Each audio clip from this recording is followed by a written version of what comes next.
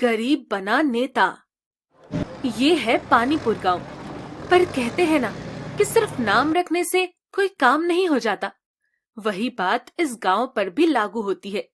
यहाँ के लोगों को पीने के पानी के लिए बहुत दूर जाना पड़ता है, जिस वजह से सभी गांव वाले बहुत परेशान हैं। अरे भाई, अब तो लगता है कि हमारे गुजरने के बाद ही इस गांव में पानी आएगा। हमारे गुजरने से गांव में पानी के नल का लगने का क्या मतलब है? गांव में पानी तब आएगा जब यहाँ कोई अच्छा नेता बनेगा, ना कि हमारे गुजरने से पानी आएगा। अरे हाँ, मैं तो यही कह रहा था, क्योंकि मेरी नजर में अभी तो कोई होनहार नेता दिख नहीं रहा है जो हमारे गांव की दशा बदल सकता है। जय ताऊ ने तो कई सालों से गांव को कबाड़ खाना बना रखा है। तुम भी पीठ पीछे बोलते हो, मुंह पर बोलो तो मैं मानूं। अच्छा, मेरी तो इतनी हिम्मत नहीं है, पर अगर तुम में है तो बताओ। जय ताऊ के बारे में कुछ भी बोलने की बात आती तो सबके मुंह पर ताले लग जाते थे। पीठ पीछे तो सब उनके किए कारनामों की सूची बनाते, पर सामने सब जी हुजूरी ही करते। आखिर उनके पास पावर जो थी, कुर्सी की पावर और पैसों की भी कोई कमी नहीं थी। पर इस गांव में गोपाल जी नाम के सिर्फ एक इकलौता आदमी था जो जय ताऊ के बारे में बोलने की हिम्मत करता था। चुनाव नजदीक आ रहे हैं। मैं सोच रहा हूँ क्यों ना इस बार मैं भी अपना नामांकन करवाऊं। ये तो आपने बहुत अच्छा सोचा है। देश इतना आगे बढ़ रहा है और आज भी हमारा गांव इतना पिछड़ा हुआ है, इसलिए हमारे गांव को एक अच्छे नेता की जरूरत है। गोपाल जी चुनाव विभाग के कार्यालय जाते हैं और अपने जमा किए हुए कुछ पैसों से क्षेत्र पंचायत अध्यक्ष के पद के लिए टिकट खरीद लेते हैं और घर आकर ये खुशखबरी अपनी पत्नी राधा को सुनाते हैं। राधा, ओ राधा, सुनती हो? देखो, मुझे चुनाव लड़ने के लिए टिकट मिल गया है। मुझे पता था आपको टिकट जरूर मिलेगा। अब देखना, हम लोग बड़े धूमधाम से आपका चुनाव प्रचार करेंगे और देखना, इस बार आप ही जीतोगे। देखते हैं, ये तो ऊपर वाले के हाथ में है कि कौन चुनाव जीतेगा। ये बात आपकी बिल्कुल गलत है। चुनाव का रिजल्ट ऊपर वाले के हाथ में नहीं, बल्कि यहाँ नीचे वालों के हाथ में है, जो कि वोट डालने जाएंगे। हाँ, बात तो तुमने बिल्कुल समझदारी वाली करी है। तो चलो जाकर नीचे वालों को जगाते हैं कि इस बार वोट सोच समझ कर करें। हाँ, चलो। राधा और गोपाल जी दोनों अपने गांव और आसपास के इलाके में जाकर प्रचार प्रसार करने लगते हैं। भाइयों और बहनों, सुनो, मैं गोपाल इस बार क्षेत्र पंचायत के पद के लिए चुनाव लड़ रहा हूँ। मेरी आप सभी से विनती है कि आप मुझे अपना कीमती वोट देकर भारी मतों से विजयी बनाएं। गोपाल जी की आवाज सुनकर लोग उनके पास इकट्ठे होने लगे। अरे वाह गोपाल जी, आप अचानक से चुनाव में कूद पड़े। आपने पहले तो कभी इस बारे में बताया नहीं। हाँ भाई साहब, मेरा भी अचानक ही विचार बना चुनाव में खड़े होने का। गांव की हालत के बारे में तो मैं बरसों से सोच रहा था कि इसको कैसे सुधारा जाए। और जब गांव की हालत को सुधारने का कोई रास्ता नहीं दिखा, तो आप चुनाव के मैदान में कूद पड़े। क्यों, सही कहा ना मैंने? जी हाँ, बिल्कुल सही कहा। राजनीति में फैली इस गंदगी को साफ करने के लिए अब गंदगी में उतरना ही पड़ेगा। देखिए हमारे गांव के रास्तों की हालत। स्कूल का तो कहना ही क्या, बच्चों के पढ़ने लिखने की जगह कम और जानवरों का उत्पात मचाने की जगह ज्यादा लगती है। सही कहा आपने। विकास के नाम पर इस गांव में विकास नाम का कोई आदमी भी नहीं है।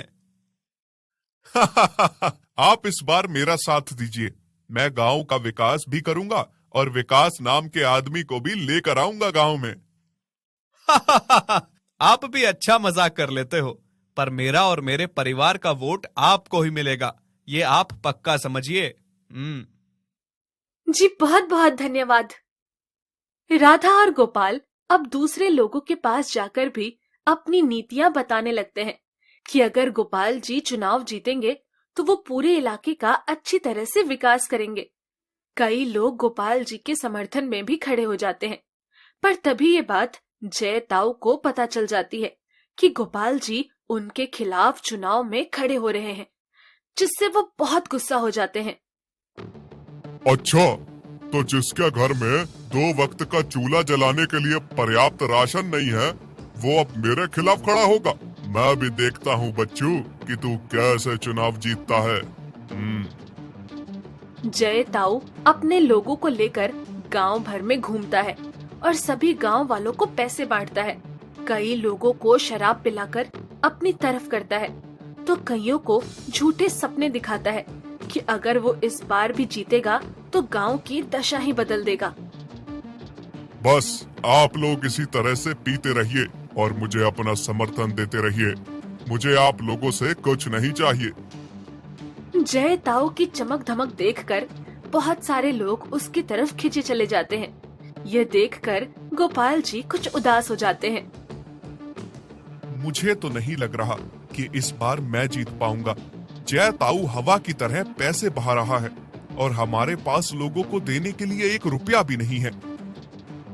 आप चिंता मत कीजिए, मैं इन लोगों से बात करती हूँ। राधा जय ताऊ की रैली में जाकर लोगों से बात करती है। देखिए, अभी हमारे पास कुछ नहीं है, इसलिए हम आप लोगों को अभी कुछ नहीं दे सकते, पर जब जीत कर सत्ता में आएंगे तो सभी को सरकारी योजनाओं का लाभ जरूर देंगे। क्या लाभ दोगे तुम लोग? मैं जो दे रहा हूँ क्या वो कम है? लोगों को शराब पिलाने से क्या उनका पेट भर जाएगा? उनको शराब नहीं, रोजगार चाहिए।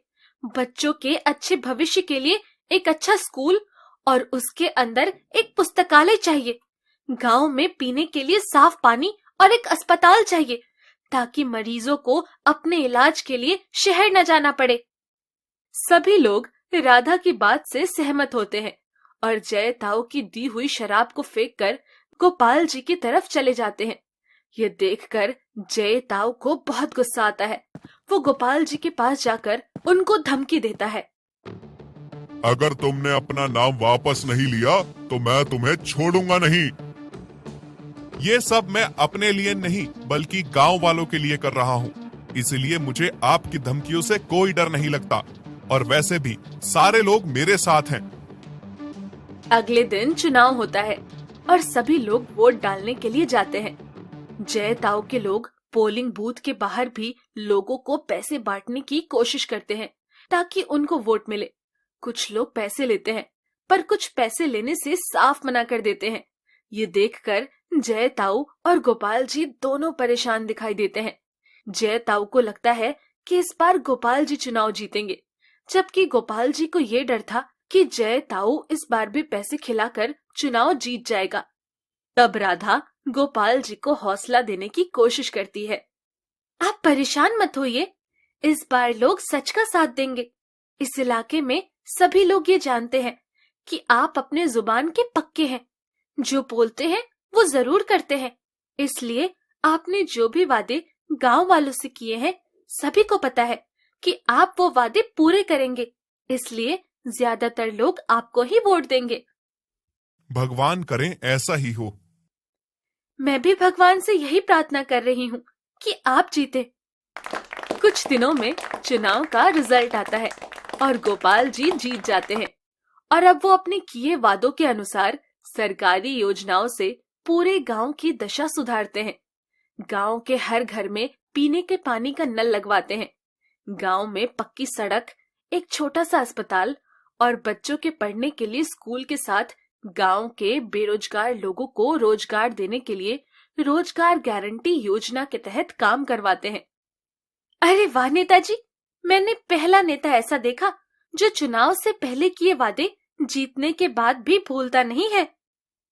जिस नेता के पास आप जैसे सपोर्टर हो, जो नेता को उसका फर्ज हमेशा याद दिलाते रहें, भला वो नेता अपना काम कैसे ना करे। सही कहा ना? राधा और गोपाल जी दोनों हंसते हैं। गोपाल जी ने वो कर दिखाया था जो इस गांव में कई सालों से नहीं हुआ था, इसलिए अब सभी लोग अगली बार भी गोपाल जी को ही अपना नेता चुनने का विचार करते हैं। गोपाल जी और राधा इलाके की बाकी समस्याओं का पता करने के लिए इलाके के भ्रमण पर निकलते हैं। दोस्तों आ ही गए हो तो चैनल को सब्सक्राइब कर देना और वीडियो अच्छी लगे तो लाइक और शेयर भी कर देना और बेल आइकन जरूर दबा देना ताकि आपको नए वीडियोस की नोटिफिकेशंस मिलती रहे।